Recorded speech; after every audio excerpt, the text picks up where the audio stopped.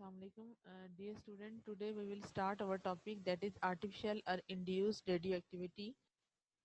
Artificial radioactivity is a process by which an element is converted into another radioactive isotope of a known element by artificial mean.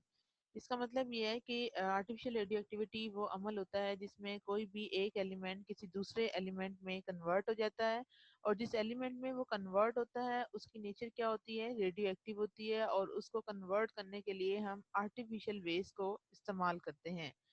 अब अगला जो बात है इसकी detail आप अभी देखेंगे। इसमें हम ये कह रहे हैं कि artificial radioactivity is induced by the bombardment of certain nuclei like subatomic particle or atom which are produced either by other nuclear reaction or in a machine referred to as atom smasher। अब artificial radioactivity का process जो है students वो हम देखेंगे कि ये process जो है वो कैसे कंटिन्यू होता है, और इसकी कंटिन्यूशन के लिए आपको ये बता रहे हैं कि मोस्टली जो है वो हम इसके अंदर इस्तेमाल करते हैं एक मशीन जो कि एटम स्मैशर कहलाती है। और ये एटम स्मैशर क्या करती है, ये जो सर्टन एटॉमिक पार्टिकल्स होते हैं उनकी स्पीड को इन्हांस करने के लिए ये यूज़ की जाती है। जैसे फॉर एग्जांपल अगर आप यहाँ पे देखें तो यहाँ पे एक मशीन का नाम अभी हमने लिया, that is known as the atom smasher. और ये वो मशीन है जो कि क्या करती है, ये मशीन इन्हांस कर देती है या स्पीड अप कर देती है किस चीज को, speed of alpha particle. It mean alpha particle जो भी हम लोगों ने लास्ट टॉपिक में स्टडी किए थे कि ये जो अल्फा पार्टिकल होते हैं, ये जो एटम स्मैशर है ये क्या करती है, ये एक एक्सेलरेटर मशीन के तौर पे भी कहलाती है। इसका नेम जो है वो एटम स्मैशर भी है। इसको हम एक और नाम देते हैं, that is known as the particle accelerator. इसे हम सेकंड नेम क्या देते हैं, पार्टिकल एक्सेलरेटर। तो पार्टिकल एक्सेलरेटर हो, एटम स्मैशर हो, या इसको हम एक और वर्ड से स्टूडेंट इसका हम नाम लेते हैं, that is known as the cyclotron. इसका एक और नाम क्या है, साइक्लोट्रॉन भी है। इसको हम सिंक्रोट्रॉन भी बोलते हैं। यानी ये सारे के सारे इस मशीन के नाम है।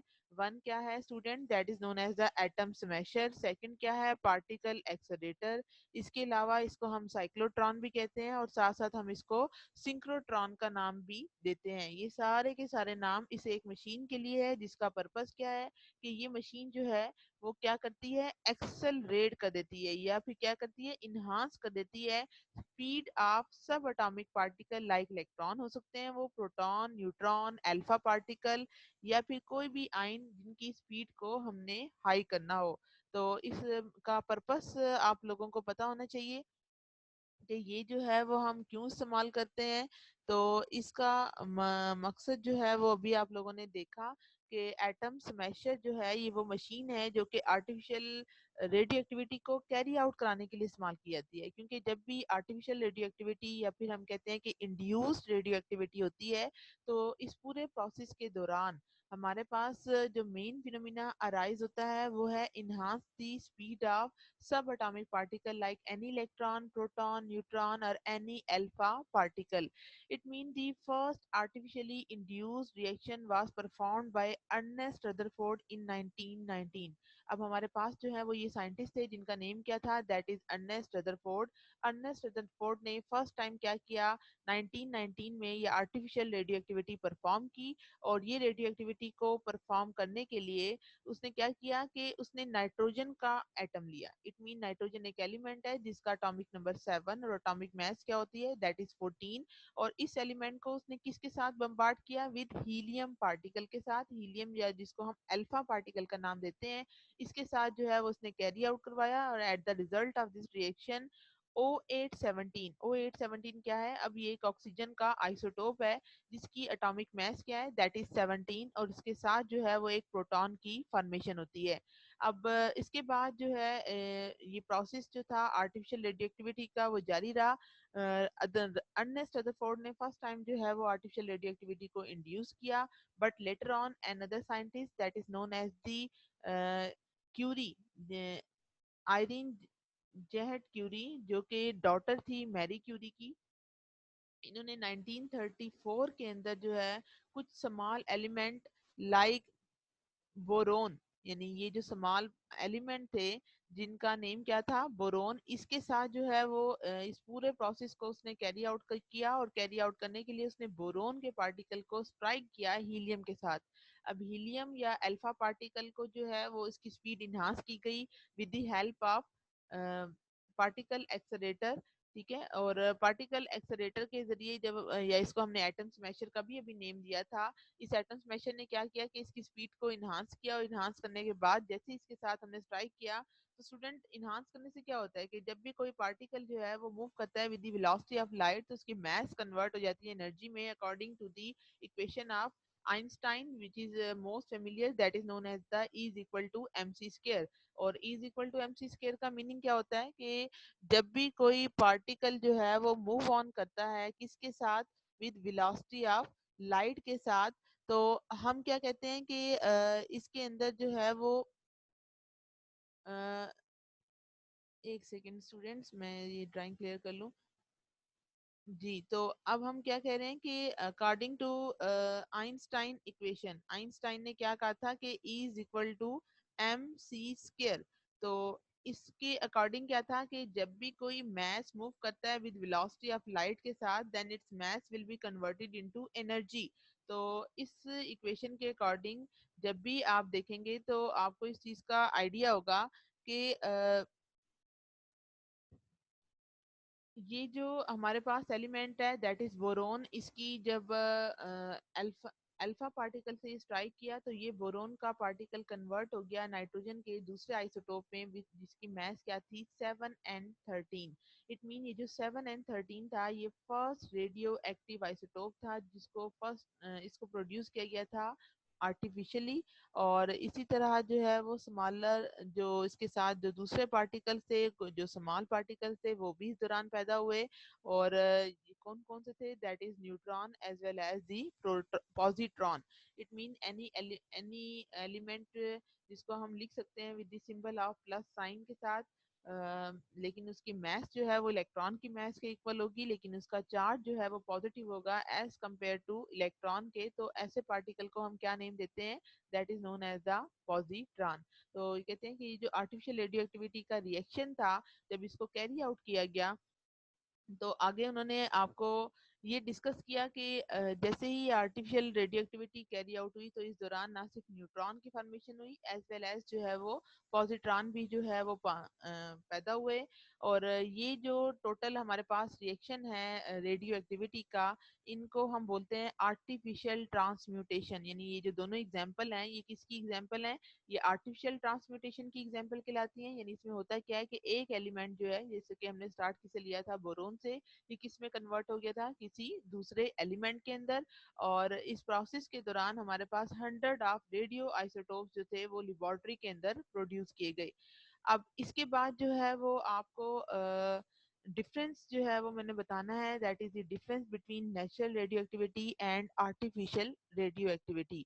तो स्टूडेंट हम इसको स्टार्ट करेंगे, और इसको स्टार्ट करने के लिए आपको मैं ये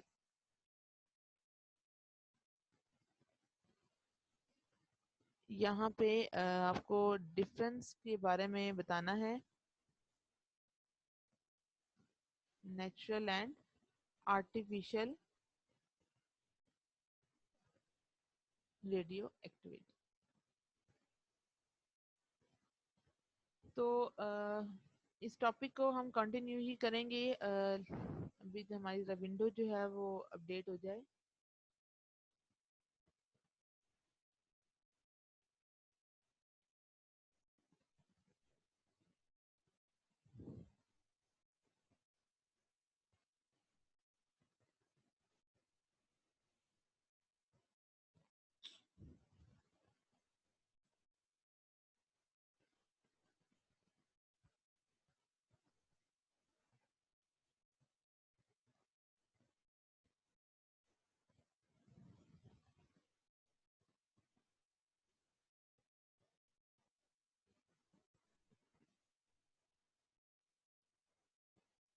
जी ये जो कंपैरिजन है स्टूडेंट्स, ये आप लोगों ने नोट डाउन करना है।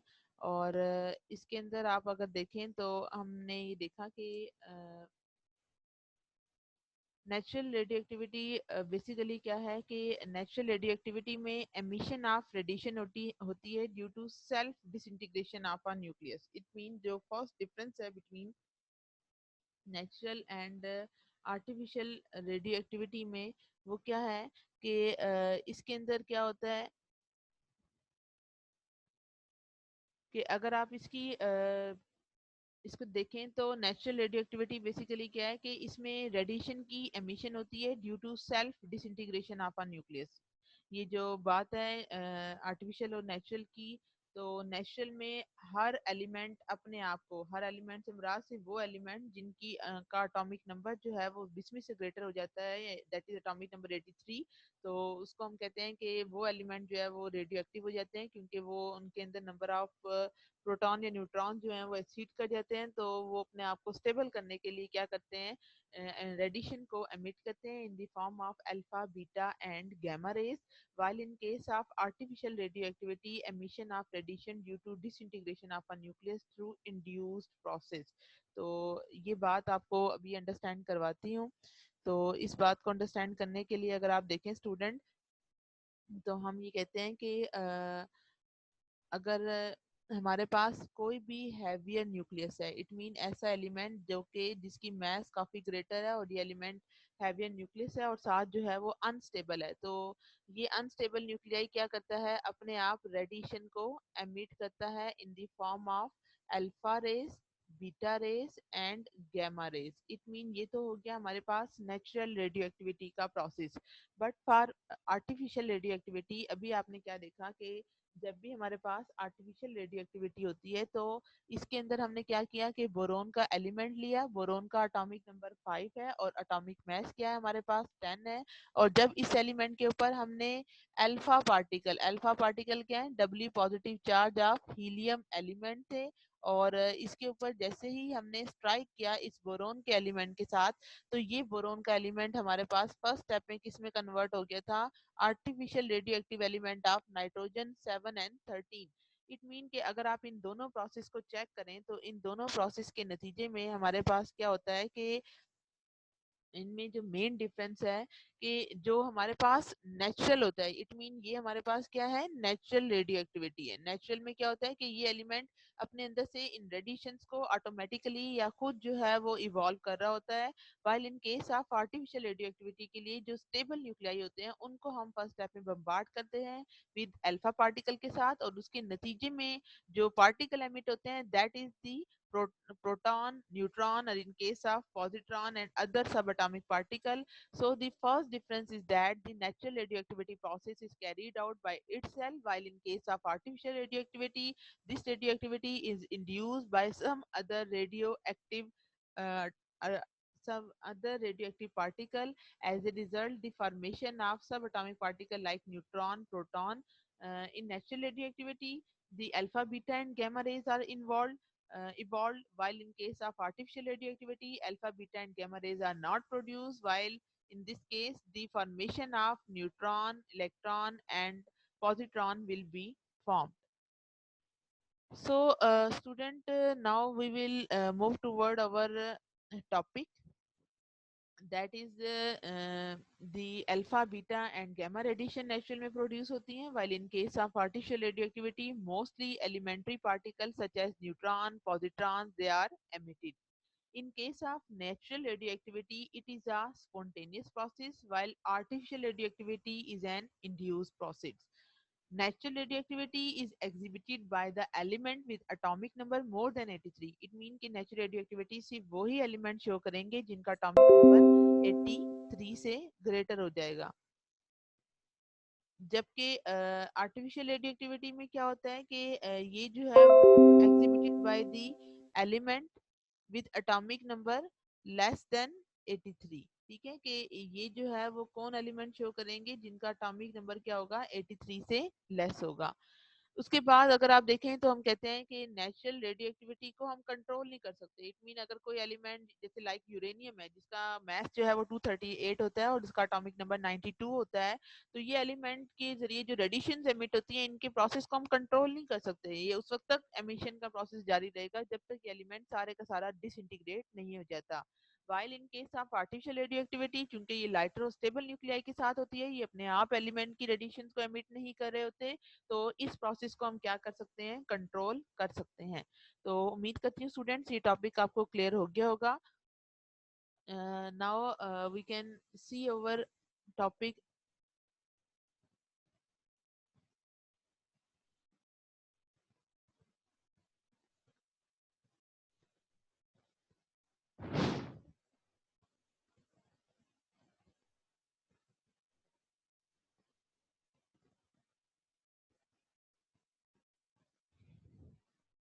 That is your stability of nuclei and neutron to proton ratio.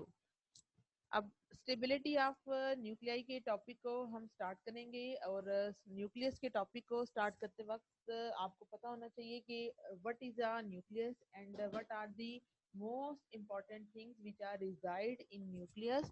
There are two main important things which reside in the nucleus, and they are our most important part, that is proton as well as neutron. It means if any nucleus there is existence of proton and neutron, then we are very well aware to know that the protons have a positive charge while neutrons carry a no charge. It means if a proton carry a positive charge, then it will causes the forces of repulsion inside them. It means any species which possess it mean any species which possess the positive species, it can causes the electrostatic forces of repulsion between them. uh, इस चीज को students आप लोगों को मैं understand करवाती हूँ with the help of a diagram, ताकि आपको क्लियर हो। तो सेकंड स्टूडेंट, मेरी जो लैपटॉप की विंडो है इसकी चार्जिंग जो है जरा लो है।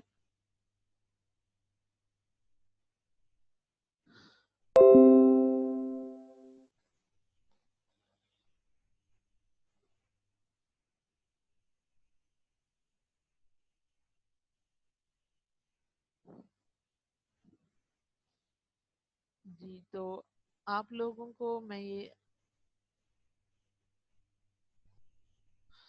हाँ जी, तो अभी हम बात कर रहे थे कि जब भी आप बात करते हैं इसकी, फर्ज करें ये एक एलिमेंट है, उस एक एटम का न्यूक्लियस है और ये सेकंड एटम का न्यूक्लियस है। तो न्यूक्लियस के अंदर जो दो मेन इंपॉर्टेंट चीजें होती हैं, that is one is proton and other is neutron which are resided in the nucleus. Proton will carry a positive charge while neutron will carry a no charge. It means in case of a proton there is the formation of different type of proton which can causes the forces of repulsion with each other. It means one proton will carry electrostatic forces of repulsion with an other proton reside in the same nucleus. It mean कि अगर आपके पास कोई भी nucleus है, तो एक nucleus के अंदर हमारे पास क्या होते हैं, डिफरेंट टाइप्स ऑफ प्रोटॉन्स होते हैं। और ये जो डिफरेंट टाइप्स ऑफ प्रोटॉन होते हैं, ये दोनों प्रोटॉन एक दूसरे के साथ क्या चीज एक्सर्ट करते हैं, that is the forces of repulsion due to the presence of same charge between them. So as a result, if we are talk about different type of nuclei, then we can say that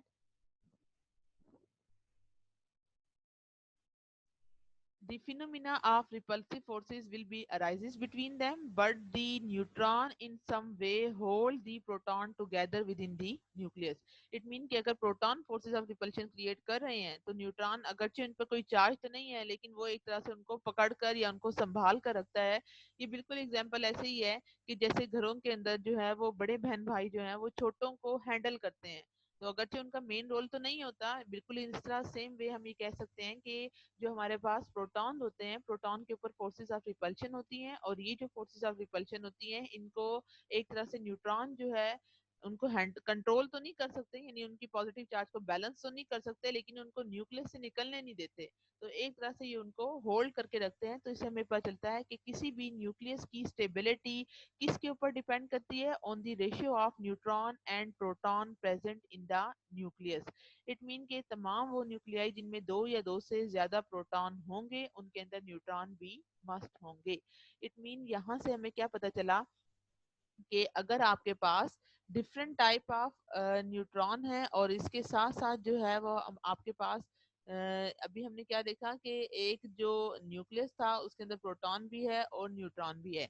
it mean के proton जो थे उन्होंने एक दूसरे के साथ forces of repulsion create की थी, लेकिन एट द सेम टाइम जो न्यूट्रॉन है उसने इनको होल्ड करके रखा। तो हम ये कह सकते हैं कि किसी भी इसके अंदर जो स्टेबिलिटी होती है, it mean the stability of any nucleus will depend upon the ratio of n over p ratio। It mean कि अगर आप किसी भी न्यूक्लियस की स्टेबिलिटी को मेजर करेंगे तो हम क्या कहेंगे कि इस न्यूक्लियस की स्टेबिलिटी बच्चों किस पर डिपेंड करती है, that is n over p ratio के ऊपर। तो तमाम वो एलिमेंट जिनके ऊपर ये डिपेंड करती है that is the n by p ratio. तो इस टॉपिक को बच्चों ध्यान से समझिएगा and it is the most important topic of your book. तो फॉर स्टेबिलिटी के लिए आपको बच्चों तीन बातों का पता होना चाहिए। नंबर वन इज कि अगर आप देखें तो आपको जो इसके अंदर मेन जो जिस हवाले से जिस बात का पता होना चाहिए that is number one, the stable nuclei with low atomic number that is up to 20 have approximate equal number of proton and neutron। It mean कि अगर किसी एलिमेंट का एटॉमिक नंबर 1 से 20 के दरमियान आता है, तो अगर आप देखें तो हम ये कहते हैं कि जो हमारे पास एलिमेंट कैल्शियम है which is end up to the atomic number of 20, तो उनके अंदर जितने नंबर ऑफ प्रोटॉन होते हैं उतने ही नंबर ऑफ न्यूट्रॉन होते हैं। तो इससे हमें इस चीज का आइडिया होता है कि वो तमाम एलिमेंट जिनके अंदर क्या होंगे, इक्वल नंबर ऑफ प्रोटॉन होंगे। जैसे हमने क्या बात की कि वो तमाम एलिमेंट जिनका एटॉमिक नंबर 1 से 20 की रेंज में आता है, तो इन तमाम एलिमेंट के अंदर जितने न्यूट्रॉन होते हैं उतने ही प्रोटॉन होते हैं। तो अगर आप 20 को 20 पर डिवाइड करें या 2 को 2 पे डिवाइड करें तो answer will be equal to 1। तो इससे हमें किस चीज का आइडिया होता है कि element from atomic number 1 to atomic number 20 they have equal number of proton and equal number of neutron, as a result their n by p ratio will be equal to 1। so इससे हमें idea हुआ कि वो तमाम element जिनका atomic number 1 से 20 के दरमियान आएगा उनके अंदर number of neutron as well as number of proton जो है वो इक्वल होते हैं। सो इनकी n by p ratio equal to 1 निकलती है। उसके बाद जो पॉइंट नंबर 2 है that is for nuclei with higher atomic number, that is the nuclei to be stable there must be more number of neutrons than the number of proton, that is n over p should be greater than 1। It mean वो तमाम nuclei जिनका atomic number इससे ज्यादा होगा, यानी वो तमाम element जिनका एटॉमिक नंबर 20 से एक्सीड कर जाएगा, तो उनके न्यूक्लियस को स्टेबल होने के लिए, यानी उनके न्यूक्लियाई को स्टेबल होने के लिए क्या करना पड़ेगा, उनके अंदर नंबर ऑफ न्यूट्रॉन्स को ज्यादा होना चाहिए। यानी इससे हमें एक बात का आइडिया हुआ। तो स्टूडेंट मैं आपको इधर बोर्ड पे ही ये बात क्लियर करती हूँ।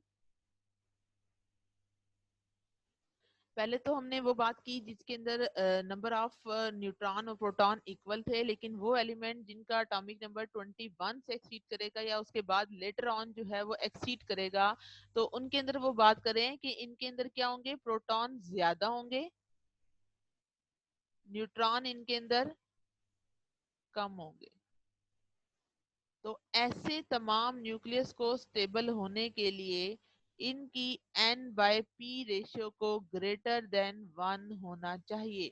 यानी इसमें क्या बात की उन्होंने कि वो तमाम एलिमेंट जिनका एटॉमिक नंबर 20 से ग्रेटर हो जाएगा, इनका एटॉमिक नंबर 20 से ग्रेटर हो जाएगा, तो ये एलिमेंट क्या करते हैं, इनके अंदर प्रोटॉन्स जो हैं वो एक्सीड कर जाते हैं और इनके अंदर न्यूट्रॉन कम रह जाते हैं। तो इसका मतलब ये होता है कि इन न्यूक्लियस ने स्टेबल होना है। तो अगर नंबर ऑफ प्रोटॉन ज्यादा होंगे तो इसका मतलब क्या है कि फोर्सेस ऑफ रिपल्शन इनके दरमियान में एक्सीड कर रही हैं, तो वो न्यूक्लियाई अपने आप को स्टेबल नहीं कर सकता।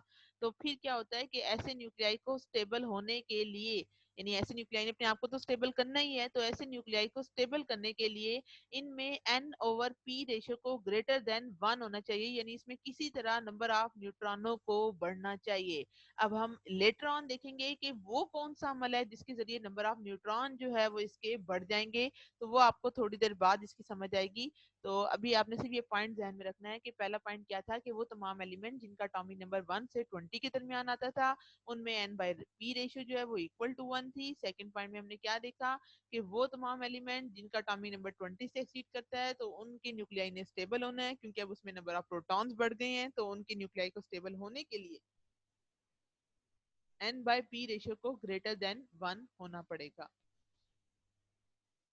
तो स्टूडेंट अब हम वापस मूव करते हैं अपने टॉपिक पे कि यही बात आपको पॉइंट नंबर 2 में समझाई कि the nuclei to be stable there must be more number of neutrons उसमें होने चाहिए, यानी उनकी N/P रेशियो को ग्रेटर देन 1 होनी चाहिए। अब उसके बाद पॉइंट नंबर थर्ड है कि when there are more than 83 proton in a nucleus, कि जब किसी भी न्यूक्लियस में 83 तक प्रोटॉन आ जाते हैं तो जितने मर्जी आप न्यूट्रॉन डाल लें वो उसको स्टेबल नहीं कर पाएगा। इट मीन कि अगर किसी एलिमेंट के न्यूक्लियस में 83 प्रोटॉन हैं तो इसका मतलब ये होगा कि 83 से अबव प्रोटॉन है, that is from bismuth element से एक्सीड करेंगे, तो उनमें कोई भी न्यूट्रॉन आके उसको स्टेबल नहीं करेगा। तो उसकी स्टेबिलिटी को फिर हम कैसे अंडरस्टैंड करते हैं? Bye plotting a graph between the number of neutron and the number of proton for the nuclei of various element. It has been found that most of the stable nuclei, that is the non-radioactive nuclei, lie in a well-defined belt which is known as the zone of stability or belt of stability, because it contains all the stable nuclei, and the belt of stability will end at the element that is bismuth जिसका atomic number 83 होता है, and all the nuclei with 84 or more proton, that is atomic number greater than 84, they are all radioactive, and the nuclide outside the belt of stability, they are generally radioactive, and we can envision the three general situations. It means कि हमें यहाँ से क्या पता चलेगा कि पहले तो आपको बच्चों एक ग्राफ जो है वो दिखाना है। यहाँ अगर आप देखें तो आपको आइडिया होगा कि अगर आप एक ग्राफ प्लॉट करें between number of neutron on y-axis and number of proton on y-axis, x-axis, तो ये जो आपको लाइनिंग वाली बार जो है वो नजर आ रही है, ये लाइनिंग वाली बार क्या चीज इंडिकेट कर रही है हमारे पास? ये लाइनिंग वाली बार इंडिकेट करती है, इसको हम बोलते हैं स्टेबिलिटी बेल्ट। इट मीन इस बेल्ट के अंदर अंदर जो हमारे पास एलिमेंट आते हैं, उनके अंदर जो एलिमेंट एग्जिस्ट करते हैं वो सारे के सारे नॉन रेडियो एक्टिव होते हैं। लेकिन इस स्टेबिलिटी बेल्ट के आउटसाइड अगर आप देखें, यानी इस तरफ देखें, चाहे लेफ्ट पे देखें आप या फिर आप राइट पे देखें, तो इस बेल्ट के बाहर की जानिब अल्फा एमिशन है, बीटा एमिशन है, electron capture and positron emission है।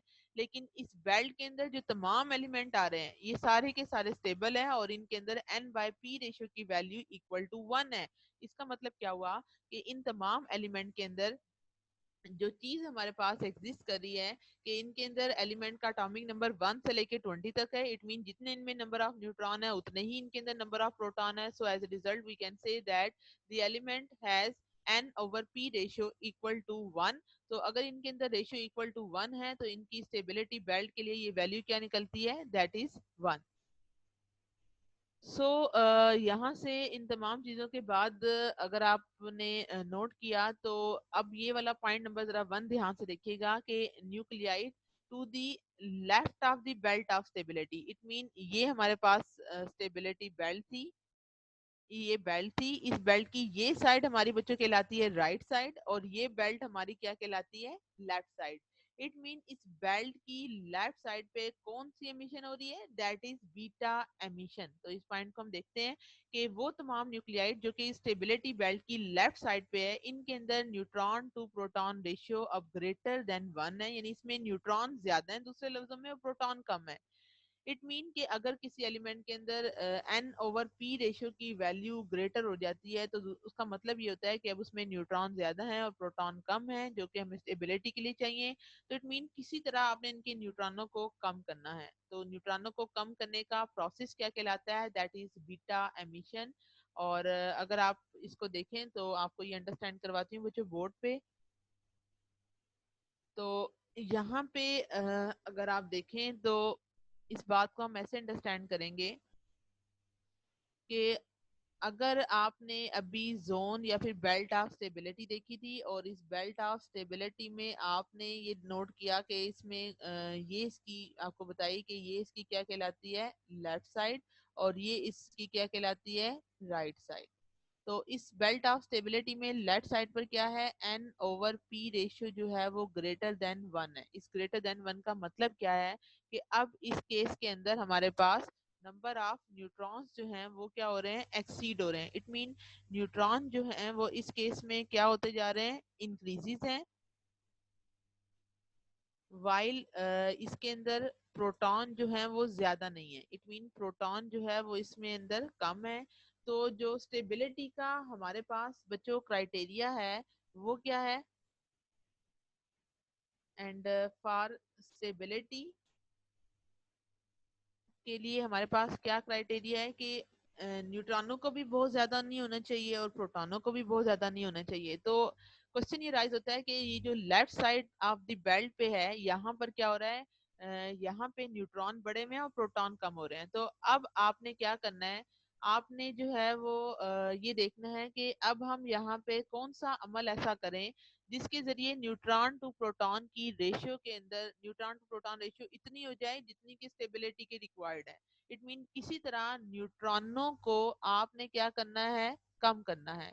इट मीन अगर आपने न्यूट्रॉन को कम करना है तो न्यूट्रॉन को कम करने के लिए यानी न्यूट्रॉन को आपने किस में कन्वर्ट करना है, प्रोटॉन में। इट मीन न्यूट्रॉन आपके क्या होने चाहिए, लेस होने चाहिए। तो वो कौन सा अमल है या वो कौन सा प्रोसेस है जिसके जरिए न्यूट्रॉन प्रोटॉन में कन्वर्ट हो जाते हैं, वो अमल बच्चों कहलाता है, that is known as your beta emission. And it is your most important point for this slide. तो हमने क्या कहना है कि जब भी आप इस जोन या बेल्ट ऑफ स्टेबिलिटी की बात करेंगे तो बेल्ट ऑफ स्टेबिलिटी में ये जो लेफ्ट साइड के ऊपर जो चीजें मौजूद हैं, यहाँ पर न्यूट्रॉन जो है वो अब ज्यादा है और प्रोटॉन जो है वो कम है। इट मीन अगर न्यूट्रॉन ज्यादा है और प्रोटॉन कम है तो किसी तरह आपने इन न्यूट्रॉनों को कम करना है ताकि न्यूट्रॉन और प्रोटॉन रेशियो इतनी हो जाए जितनी कि हमें स्टेबिलिटी के लिए रिक्वायर्ड है। तो वो कौन सा अमल है, आपने वो अमल के या वो प्रोसेस के नाम जो है वो आपको लास्ट टॉपिक में बताए थे मैंने, कि जब भी न्यूट्रॉन जो है वो प्रोटॉन में कन्वर्ट होता है तो उस टाइम पे बीटा एमिशन होती है। और बीटा एमिशन वो अमल होता है जिसके दौरान कोई भी न्यूट्रॉन किस में कन्वर्ट हो जाता है, प्रोटॉन में। तो जब ज्यादा नंबर ऑफ न्यूट्रॉन आपके प्रोटॉन में कन्वर्ट होना शुरू हो जाएंगे तो as a result the amount of the neutron will be decreases and the amount of the proton will be increases.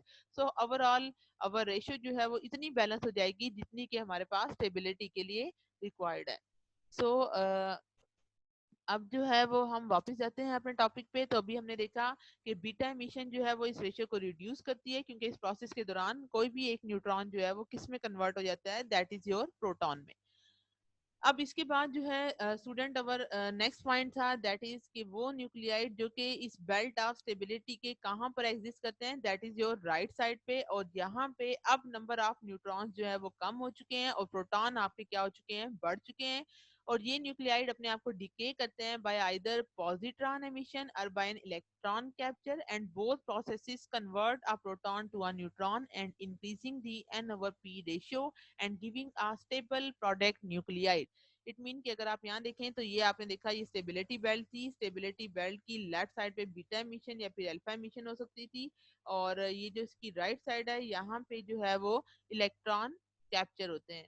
तो पहले हमने बीटा एमिशन की बात की थी, उसके बाद हम ये बात करेंगे अल्फा एमिशन की पॉइंट की जो बात है वो हम लेटर ऑन करते हैं, ठीक है।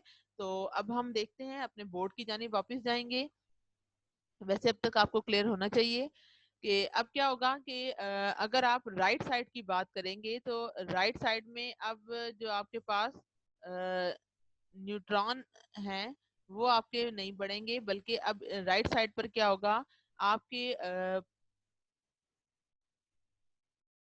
राइट साइड पे अब जो न्यूट्रॉन होंगे आपके बच्चों, उसमें क्या होगा, उसमें कमी आएगी। इट मीन अगर आपके न्यूट्रॉन जो हैं वो डिक्रीज हो जाते हैं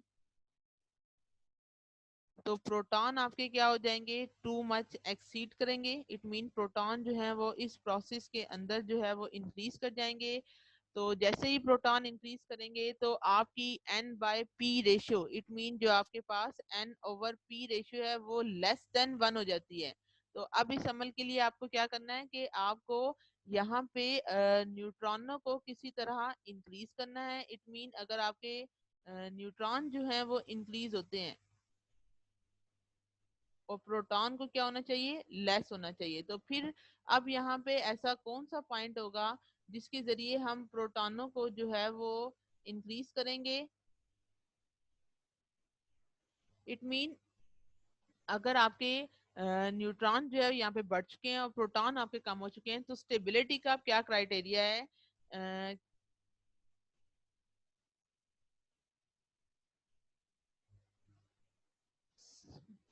मुझे लग रहा है यहाँ पे कुछ मिस्टेक हो रही है।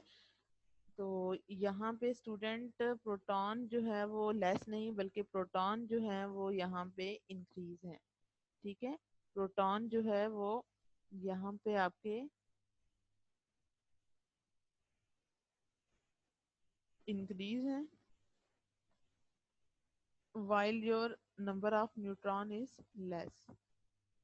It means if your number of neutron is less, then for the conversion of the proton into a neutron के लिए हमें कौन सा प्रोसेस करवाना पड़ेगा, that is your positron emission. It mean अगर आपका पॉजिट्रॉन एमिशन यहाँ पे होती है तो पॉजिट्रॉन की एमिशन करवाने के लिए यहाँ पे कौन सा हमें प्रोसेस करवाना होगा, that is your positron emission. It mean अगर पॉजिट्रॉन एमिशन होगी तो पॉजिट्रॉन एमिशन से ये प्रोटॉन आपके न्यूट्रॉन में कन्वर्ट हो जाएंगे और इस तरह से जो आपके रेशियो हो जाएगी वो स्टेबिलिटी प्रोडक्ट जो है वो फॉर्म करेगी। तो अब अगर आप वापस जाते हैं अपने टॉपिक पे तो इसके बाद बच्चों पॉइंट नंबर थर्ड इसका देखिएगा कि वो तमाम एलिमेंट जिनका एटॉमिक नंबर 83 से एक्सीड कर जाता है वो किसी भी तरह से स्टेबल नहीं हो, उनको स्टेबल करने के लिए फिर हमें कौन सी मिशन करवानी पड़ती है, दैट इज अल्फा मिशन। इसके बाद बच्चों दो मोर इम्पोर्टेंट पॉइंट हैं कि वो तमाम न्यूक्लियाई जिनका एटॉमिक नंबर चाहे 2, 8, 20, 28, 50 या 82 हो, यानी ये क्या इनका एटॉमिक नंबर होगा, तो इनके साथ एक्स्ट्रा स्टेबिलिटी एसोसिएटेड होती है, या फिर 126 तक भी चला जाए तो ये जो पर्टिकुलर नंबर्स हैं तो इन पर्टिकुलर नंबर्स को हम क्या बोलते हैं कि इन तमाम एलिमेंट के न्यूक्लियाई एक्स्ट्रा स्टेबल होते हैं उनके मुकाबले में जितना कि हम सोच सकते हैं। तो ये नंबर्स फिर हमारे क्या कहलाते हैं, that is known as your magic number. Magic number की डिटेल इतनी ज्यादा आपके सिलेबस में नहीं है, लेकिन वैसे अगर आप इनको देखें तो ये पास्कल ट्रायंगल तक जाती है और इसकी काफी लंबी एक्सप्लेनेशन आती है जो कि आपके इस टॉपिक से बियॉन्ड है। तो आपने ये याद करना है कि वो तमाम एलिमेंट जिनका एटॉमिक नंबर इन पर मुश्तमिल होगा वो तमाम एलिमेंट क्या होंगे, एक्स्ट्रा स्टेबल होंगे और इनको हम क्या नाम देते हैं, that is known as the magic number. उसके बाद बच्चों नेक्स्ट पॉइंट आता है कि वो तमाम न्यूक्लियाई जिनका अटॉमिक नंबर चाहे इवन हो या ऑड हो, कि फॉर एग्जांपल अगर लिथियम है तो उसका अटॉमिक नंबर ऑड है, दैट इज 3।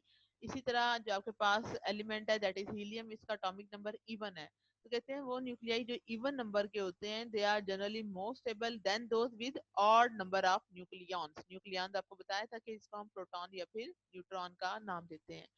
अब आगे आता है कि जो प्रोटॉन और न्यूट्रॉन न्यूक्लियस में appear to have energy level much as the electrons in an atom have energy level, कि जिस तरह प्रोटॉनों और न्यूट्रॉनों के भी एनर्जी लेवल होते हैं, जैसा कि आप लोगों ने बोहर्स के मॉडल थ्योरी के अंदर आपने different type of energy level जो है वो पढ़े हुए हैं।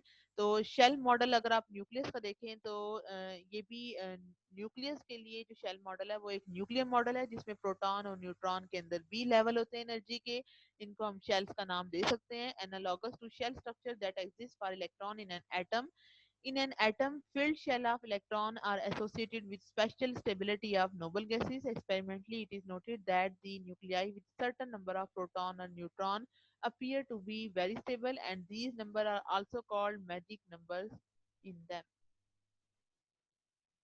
And especially they are stable nuclei, and magic number is the number of nuclear particle in a completed shell of proton or neutron, and the all element with atomic number equal to 83 or have unless have one more stable nuclei with the exception of technetium and promethium के अगर आप सिर्फ इन elements को देखेंगे तो इनके साथ जो है वो आपको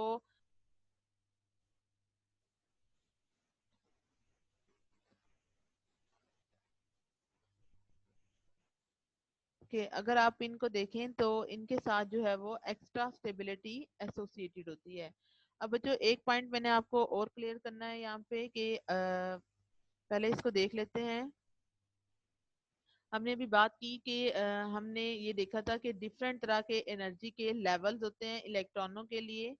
इसी तरह हम ये कहते हैं कि इनसाइड आ न्यूक्लियस, न्यूक्लियस के अंदर हमारे पास प्रोटॉन्स हैं और क्या है न्यूट्रॉन्स हैं।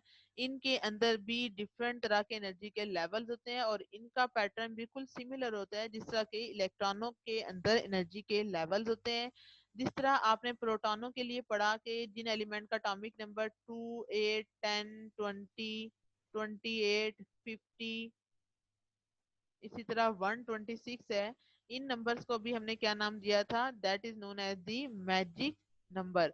इन द सेम वे हम क्या कहते हैं कि ये जो हमारे पास एलिमेंट होते हैं जो न्यूक्लियस के अंदर प्रोटॉन और न्यूट्रॉन होते हैं, तो इनके लिए भी हमने बात की कि इनके साथ भी क्या होगी, एक्स्ट्रा स्टेबिलिटी एसोसिएटेड होती है। तो यहाँ तक क्लियर होगा आपको। तो अभी आपको बता रहे थे कि जो मैजिक नंबर होते हैं, what is magic number? Magic number is basically the number of nuclear particle in a completed shell of proton और न्यूट्रॉन। तो ये आपने पढ़ा है कि जो नोबल गैसेस होती हैं, क्योंकि ये जो ज्यादातर नंबर हैं ये रिप्रेजेंट करते हैं कंप्लीट शेल को।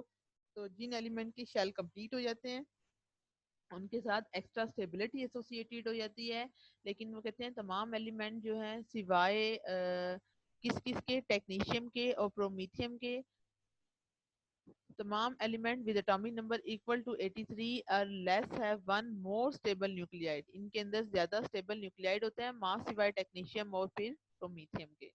तो आज का टॉपिक स्टूडेंट हमारा यहीं तक था। आज के टॉपिक के हवाले से आप लोग अपना फीडबैक जरूर दीजिएगा कमेंट सेक्शन में कि आया आपको ये चीज़ें ज़्यादा क्लियर हुई हैं आज के लेक्चर में, या आपके लिए इसी तरह स्लाइड्स पे जो आपको पिछले लेक्चर में दी गई थी वो ज़्यादा बेटर रहेगा आपके लिए या ये। तो अपना फीडबैक जरूर दीजिएगा और दुआओं में याद रखिएगा। ओके डियर स्टूडेंट्स, अल्लाह हाफिज़।